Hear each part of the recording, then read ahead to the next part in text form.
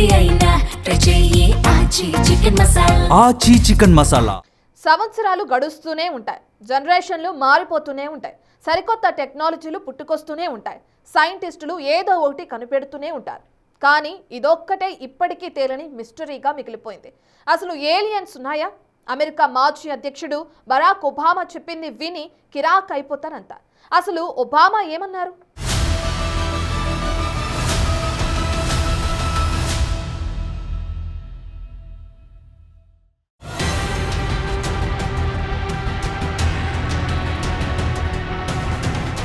Aliens అంతు చిక్కని రహస్యం.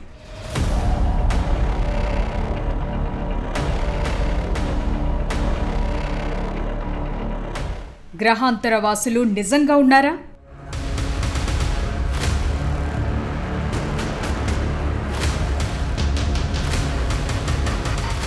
Aliens పై ఎన్నో ఊహాగానాలున్నాయి. వాళ్ళు ఇప్పటికీ ఓ మిస్టరీనే. గ్రహాంతర వాసులకు గుర్తు తెలియని ఎగిరే వస్తువుల లాంటి వాటితో అమెరికాలోని ఏరియా 51కి బలమైన లింక్స్ ఉన్నాయనే ప్రచారం కూడా ఎప్పటి నుంచో ఉంది. దీనిపై అమెరికా మాజీ ప్రెసిడెంట్ బరాక్ ఒబామా ఓ ఇంటర్వ్యూలో ఇంట్రెస్టింగ్ కామెంట్స్ చేశారు.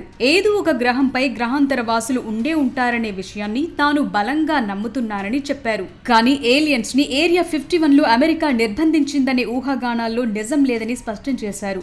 దీన్ని నిరూపించడానికి ఎలాంటి ఆధారాలు కూడా లేవన్నారు.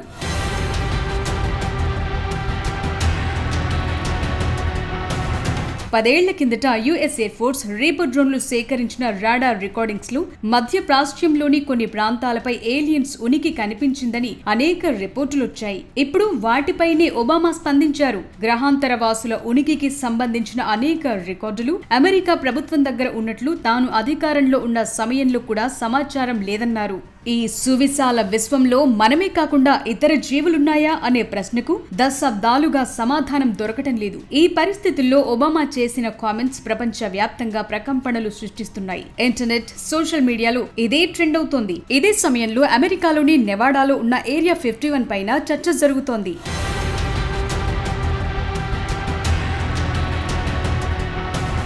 ఇది అత్యంత రహస్యమైన ప్రాంతం. ఇక్కడ అమెరికా సైన్యం, సైంటిస్టులు ఆయుధాలు సహా వివిధ టెక్నాలజీలను టెస్ట్ చేస్తారు. సైనిక శిక్షణ కూడా ఇస్తారు. ఈ స్థావరాన్ని 1955లో ఏర్పాటు చేశారు. నెవాడా ఎడారిలో 200 కిలోమీటర్ల విస్తీర్ణంలో ఉంటుంది ఏరియా 51. ఇక్కడ గతంలో లాక్హీడ్ మార్టిన్ U-12 నిఘా విమానాలను టెస్ట్ చేశారు. ఆ తరువాతి నుంచి సీక్రెట్ ఫైటర్ జెట్ల పనితీరును ఇక్కడే అంచనా వేశారు. ఈ ప్రాంతం చాలా కాలంగా ఏలియన్స్, UFO సైటింగ్స్ తో ముడిపడి ఉంది. అయితే అమెరికా ప్రభుత్వం 2013 వరకు ఈ స్థావరం ఉనికిని అధికారికంగా అంగీకరించలేదు. ఇప్పుడు దాన్ని తొలగించారు.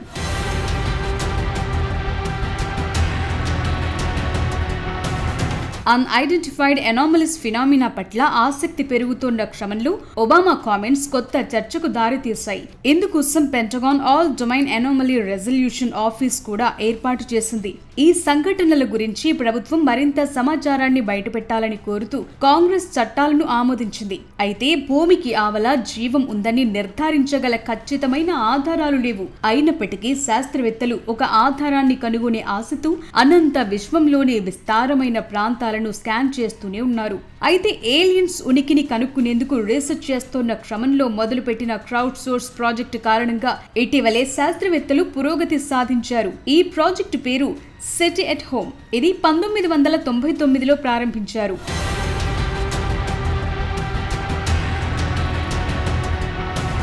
ప్రపంచవ్యాప్తంగా లక్షలాది మంది వాలంటీర్లుగా పాల్గొన్నారు. ప్యూర్టో రికోలోని అరెసిబో అబ్జర్వేటరీ నుంచి వచ్చిన డేటాలు అసాధారణ రేడియో సంకేతాలను గుర్తించడమే లక్ష్యంగా పెట్టుకున్నారు. 2020లో కేబుల్ ఫెయిల్యూర్ కారణంగా భారీ రేడియో టెలిస్కోప్ కూలిపోయింది. ప్రాజెక్ట్ అకస్మాత్తుగా ఆగిపోయింది. అయితే 21 సంవత్సరాల డేటాలో 12 బిలియన్లకు పైగా ఇంట్రెస్టింగ్ సిగ్నల్స్ గుర్తించారు. పరిశోధకులంతా ఇప్పుడు ఆ ఫలితాలను తనిఖీ చేస్తున్నారు. ప్రస్తుతం చైనా ఫాస్ట్ రేడియో టెలిస్కోప్ ని ఉపయోగించి తిరిగి పరిశీలిస్తున్నారు. ఇదిలా ఉంటే 4 ఏళ్ల కిందట కూడా UAP, UFO గురించి ఒబామా మాట్లాడారు. ఆకాశంలో వింతగా ప్రయాణించే వస్తువుల వీడియోలు, రికార్డులున్నాయని, అవి ఎలా, ఎంత వేగంగా ప్రయాణిస్తున్నాయో మనకు అర్థం కాదని అప్పట్లోనే ఆయన అంగీకరించారు.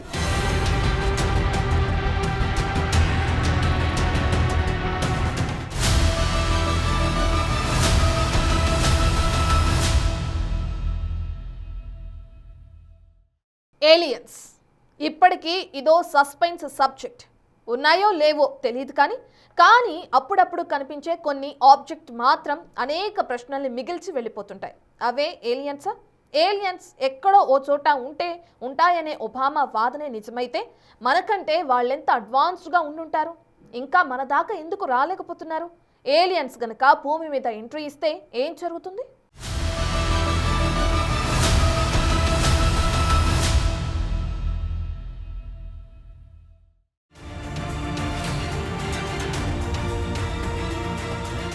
ఏలియన్స్ అనే పదం వింటే చాలు ఆటోమేటిక్ గా ఓ ఉత్కంఠ మొదలవుతుంది. అంతకు మించిన డౌట్స్ మెదడులో మెదులుతాయి. విశ్వం ఎంత అనంతమైందో అందులో దాగున్న రహస్యాలు కూడా అంతే అపరిమితం. అమెరికా మాజీ ప్రెసిడెంట్ బరాక్ ఒబామా కూడా ఆకాశంలో మనం వివరించలేని, గుర్తించలేని ఆబ్జెక్ట్స్ తిరుగుతున్న మాట నిజమన్నారు. ఇది విన్నాక సైంటిస్టులకే కాదు సామాన్యులకు కూడా అంతు చిక్కని ప్రశ్నలు మొదలయ్యాయి. అసలు ఏలియన్స్ మనకంటే ఎంత అడ్వాన్స్డ్ గా ఉండి ఉంటారు? వారు ఎందుకు మనల్ని కలవట్లేదు? ఒకవేళ వారు వస్తే ఏం జరుగుతుంది?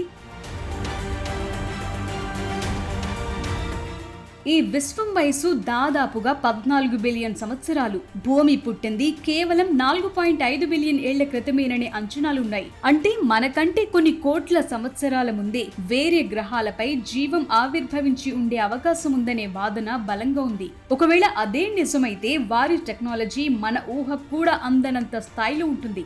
దీన్ని అర్థం చేసుకునేందుకు కార్దాషియన్ స్కేల్ అనే సిద్ధాంతాన్ని వాడతారు. టైప్ 1 సివిలైజేషన్లు తమ గ్రహం మీద ఉన్న మొత్తం శక్తిని వాడుకోగలరు. అదే టైప్ 2 సివిలైజేషన్లు సూర్యుడి లాంటి నక్షత్రాల నుంచి వచ్చే మొత్తం శక్తిని గ్రహిస్తారు. టైప్ 3 సివిలైజేషన్లో మొత్తం గెలాక్సీలోని శక్తిని కంట్రోల్ చేయగలరు. మనం ఇంకా టైప్ 1 స్థాయికి కూడా చేరుకోలేదు. ఒకవేళ ఏలియన్స్ భూమిని ఇప్పటికే గుర్తించి ఉంటే వారు కనీసం టైప్ 2, టైప్ 3 స్థాయికి చెందిన వారై ఉంటారు. అంటే వారి దగ్గర కాంతి వేగంతో ప్రయాణించే స్పేస్ క్రాఫ్ట్స్ గానీ, వార్మ్ హోల్స్ ద్వారా సెకండ్లలో ప్రయాణించే టెక్నాలజీ గానీ ఉండొచ్చంటున్నారు. ఒకవేళ ఏలియన్సే గనుక ఉండి ఉంటే వాళ్ళంతా ఎక్కడున్నారు? ఇంకా మన దాకా ఎందుకు రాలేకపోతున్నారు అనే ప్రశ్నలు శాస్త్రవేత్తలను వేధిస్తున్నాయి. దీన్ని ఫెర్మి పారాడాక్స్ అంటారు. విశ్వం చాలా విశాలమైంది. కాంతి వేగంతో వెళ్లిన ఓ గెలాక్సీ నుంచి మరో గెలాక్సీకి చేరటానికి 1000 ఏళ్లు పడుతుంది. అంత అడ్వాన్స్డ్ జీవులకు మనం చాలా ప్రాథమిక స్థాయిలో ఉన్నట్లు అనిపించొచ్చు. ఏ నాగరికత అయినా ఒక స్థాయికి రాగానే ప్రకృతి వైపరీత్యాల వల్ల, యుద్ధాల వల్ల అంతరించిపోతుందేమో అనే చర్చ కూడా ఉంది. దీన్నే గ్రేట్ ఫిల్టర్ అంటారు. ఒకవేళ ఏలియన్స్ గనుక నిజంగా ఉండి భూమి మీదకొస్తే ఏం జరుగుతుంది? ఇదంతా హాలీవుడ్ సైన్స్ ఫిక్షన్ సినిమాల్లో చూపించినంత సరదాగా ఉండకపోవచ్చు. అందుకే స్టీఫెన్ హాకింగ్ లాంటి మేధావులు ఎప్పుడో హెచ్చరించారు. ఏలియన్స్ గనుక మనల్ని వెతుక్కుంటూ వస్తే అది కొలంబస్ అమెరికాను కనిపెట్టినట్లవుతుందన్నారు. దానివల్ల అక్కడి స్థానిక ప్రజలకు మంచి జరగదని చెప్పారు. అందుకే ఏలియన్స్ ఫ్యాక్టర్ ఆధునిక విజ్ఞాన శాస్త్రం ముందున్న అతి పెద్ద సవాల్. శాస్త్రవేత్తల అంచనా ప్రకారం మన పాలపుంత గెలాక్సీలోనే 100 కోట్ల నక్షత్రాలున్నాయి. విశ్వమంతటా ఇలాంటి గెలాక్సీలు మరెన్నో ఉన్నాయి.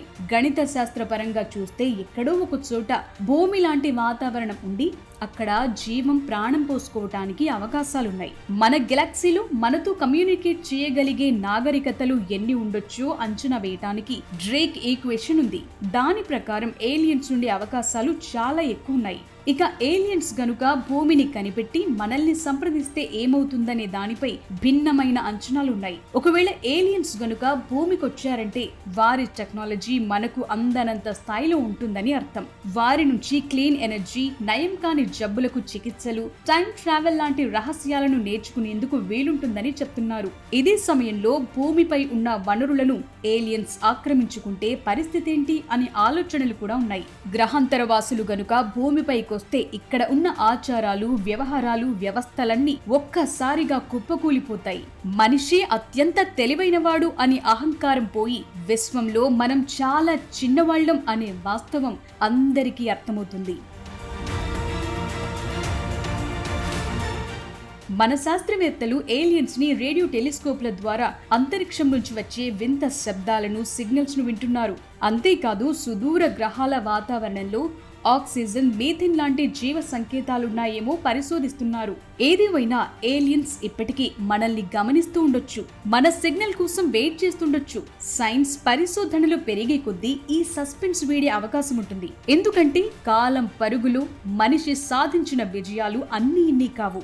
సముద్ర గర్భాలను శోధించాం, అణువుని విచ్ఛిన్నం చేశాం, చివరకు అంగారకుడి పైన రోవర్లను దించాం. అయినప్పటికీ అనంతమైన విశ్వంలో మనం ఒంటరి వాళ్లమేనా అనే ప్రశ్నలకు మాత్రం సమాధానం ఇప్పటికీ ఓ మిస్టరీగానే మిగిలిపోయింది.